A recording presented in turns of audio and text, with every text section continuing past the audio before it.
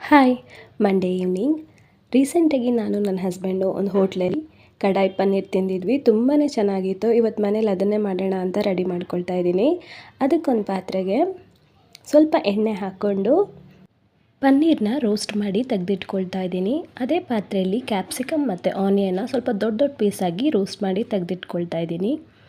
ಇದಕ್ಕೇ ಸ್ಪೈಸಸ್ ಸಣ್ಣದಾಗಿ ಕಟ್ ಮಾಡ್ಕೊಂಡಿರೋ ಆನಿಯನ್ನು, ಶುಂಠಿ ಬೆಳ್ಳುಳ್ಳಿ ಪೇಸ್ಟು, ಟೊಮೆಟೊ ಪ್ಯೂರಿ ಹಾಕ್ಕೊಂಡು ಸ್ವಲ್ಪ ಜೀರಿಗೆ ಪುಡಿ, ಧನಿಯಾ ಪುಡಿ, ಅರಿಶಿಣ ಪುಡಿ, red chilli powder, garam masala, ರುಚಿಗೆ ತಕ್ಕಷ್ಟು ಉಪ್ಪು ಹಾಕ್ಕೊಂಡು ಸ್ವಲ್ಪ ಹೊತ್ತು ಎಣ್ಣೆ ಬಿಡೋವರೆಗೂ ಫ್ರೈ ಮಾಡ್ಕೊಳ್ಳೋಣ.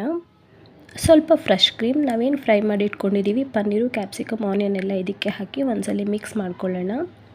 ನಾನಿವತ್ತು ಚಪಾತಿ ಮಾಡ್ಕೊಳ್ತಾ ಇದ್ದೀನಿ. ನಾನ್ಗೆ, ರೋಟಿಗೆ ತುಂಬಾ ಚೆನ್ನಾಗಿರುತ್ತೆ. ಇದೆಲ್ಲ 3 to 4 ಮಿನಿಟ್ಸ್ ಆಯಿಲ್ ಸಪ್ರೇಟ್ ಆಗೋವರೆಗೂ ಫ್ರೈ ಮಾಡಿಕೊಂಡು ಸ್ವಲ್ಪ ಕಸ್ತೂರಿ ಮೇಥಿ ಮತ್ತು ಸ್ವಲ್ಪ ಕೊತ್ತಂಬರಿ ಸೊಪ್ಪು ಹಾಕ್ಕೊಂಡು ಬಡಿಸ್ಕೊಂಡ್ರೆ ಹಾಗೆ ಹೋಗ್ಬಿಡುತ್ತೆ. ತುಂಬಾ ಟೇಸ್ಟಿಯಾಗಿರುತ್ತೆ. ನೀವು ಟ್ರೈ ಮಾಡಿ.